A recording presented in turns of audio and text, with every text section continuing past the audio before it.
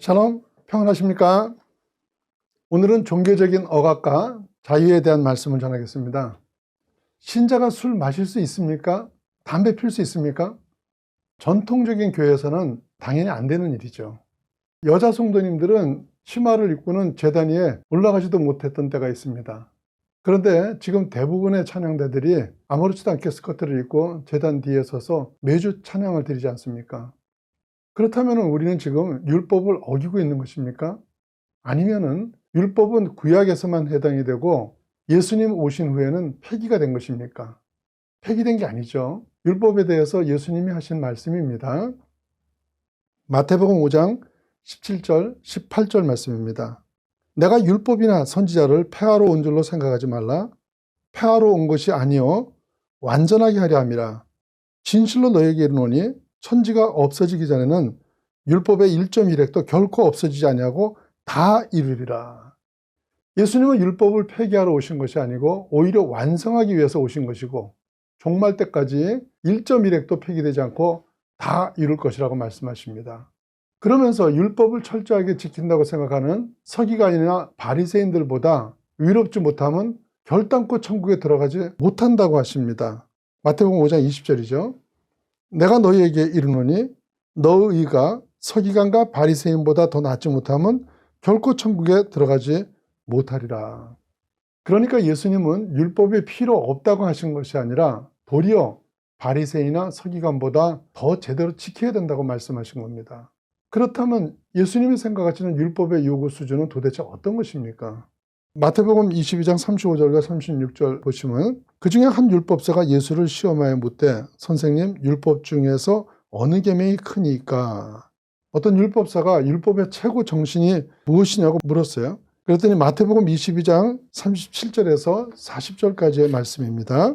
예수께서 이르시되 내 마음을 다하고 목숨을 다하고 뜻을 다하여 주 너의 하나님을 사랑하라 하셨으니 이것이 크고 첫째 되는 계명이요 둘째도 그와 같으니 내 이웃을 내 자신같이 사랑하라 하셨으니 이 두 계명이 온 율법과 선지자의 강령이니라. 이 말씀들을 정리하면 율법의 최고 정신은 하나님 사랑과 이웃 사랑이라는 것입니다. 로마서 14장은 이런 문제에 대해 음식 규정을 가지고 설명을 아주 잘해주고 있습니다. 믿는 사람이 고기를 먹을 수 있느냐 없느냐 하는 논쟁이 있었는데 왜 이런 얘기가 나오게 됐냐면 당시의 육류는 모두 우상의 제물로 바쳐지고 난 뒤에 시장에 나온 것이기 때문입니다. 그래서 이것을 꺼림칙하게 여긴 신자는 부정한 음식이니까 먹어서는 안 된다는 주장을 한 것이고 그렇지 않은 신자는 하나님 외에는 아무 신도 없는 것이기 때문에 존재하지도 않는 것 때문에 신경 쓸 이유가 없으니까 먹어도 된다고 주장을 한 것입니다. 이걸 우리식으로 생각하면 새로 개업을 하거나 이사를 온 사람이 예전에요 돼지머리에 절하면서 고사드린 고사떡을 돌릴 때 그걸 먹어도 되느냐 안 되느냐 하는 문제하고 비슷한 것이죠. 여러분 고사떡 먹어도 됩니까 안 됩니까? 성경은 이런 문제를 시비거리로 삼지 말라고 하십니다. 로마서 14장 3절 말씀입니다. 먹는 자는 먹지 않는 자를 업신여기지 말고 먹지 않는 자는 먹는 자를 비판하지 말라. 이유는 이는 하나님이 그를 받으셨습니다. 자, 여기서 그는 누구를 말하겠습니까? 먹자는 사람, 먹지 말자는 사람, 양쪽 모두를 말합니다. 그러니까 하나님이 양쪽 모두를 수용하셨으니까 누구도 이 문제로 시비하지 말라는 것입니다. 왜 양쪽 모두를 수용하십니까? 그게 본질이 아니기 때문입니다. 그건 결국 아무 상관이 없는 문제이기 때문입니다. 제가 중학교 때 교회에서 기타를 칠 수 없느냐 있느냐 이런 논란이 있었습니다. 그러다 결국 학생부 사무실에서만 치도록 허가를 한 일이 있었는데 그 뒤에는 키보드 가지고 그 후로는 드럼을 치냐 마냐. 지금 말하면 우스운 얘기 같지만은 불과 20-30년 전만 해도 많은 교회에서 시비가 되고 논란이 되던 부분입니다. 이런 걸로 다 시비를 했었죠. 이런 시비가 있었던 기타나 키보드는 이제 없어서는 안 되는 찬양 도구가 되지 않았습니까? 이유가 뭡니까? 그게 본질이 아니었기 때문입니다. 어떤 악기를 쓰느냐 하는 것이 아니라 그 악기로 무엇을 하느냐 하는 것이 본질이었기 때문에 형식의 주장은 결국은 없어지고 만 것입니다. 14장 2절에 보시면 주로 이제 신앙이 미숙한 사람들이 먹을 수 없다는 주장을 했던 것 같습니다. 로마서 14장 2절입니다. 어떤 사람은 모든 것을 먹을 만한 믿음이 있고 믿음이 연약한 자는 채소만 먹느니라. 가끔 선교지에 다녀온 성도가 교회는 온통 선교만 한다고 주장할 수 있습니다. 또 때로는 불신자를 전도해 본 성도가 교회는 오직 불신자 전도에 모든 것을 쏟아야 한다고 말할 수 있습니다. 그래서 기존 신자들을 위해서 여러 가지 일을 하는 것에 대해서 아주 언짢아하면서 전체 균형 맞추는 것에 미숙한 사람이 있을 수 있습니다. 그런데 이런 미숙은 자라는 한 과정이지 그것이 비판할 일은 아니라는 것입니다. 로마서 14장 1절에 말씀하시죠. 믿음이 연약한 자를 너희가 받되 그의 의견을 비판하지 말라. 제가 이 말씀 보면서 제 손자 생각이 나는데 제 손자는 7살이고 제 손녀가 4살 때입니다. 3살 차이인데도 둘의 차이가 많았습니다. 4살 차이는 누가 묻지도 않는데 자기는 항상 할머니 것이라고 이러면서 다닙니다.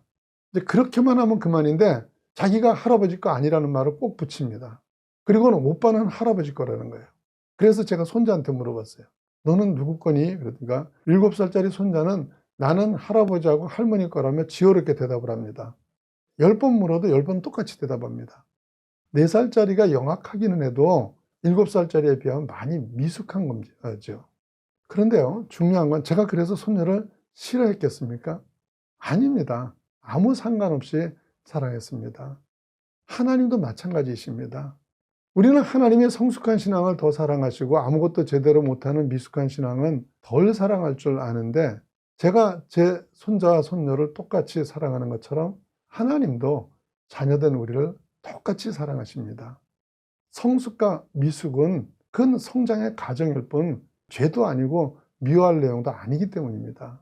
그래서 오늘 본문에 고기를 먹을 수 있는 신앙이든 먹지 못하는 약한 신앙이든 서로 판단하지 말라며 아무 편도 들어주지 않으시는 겁니다.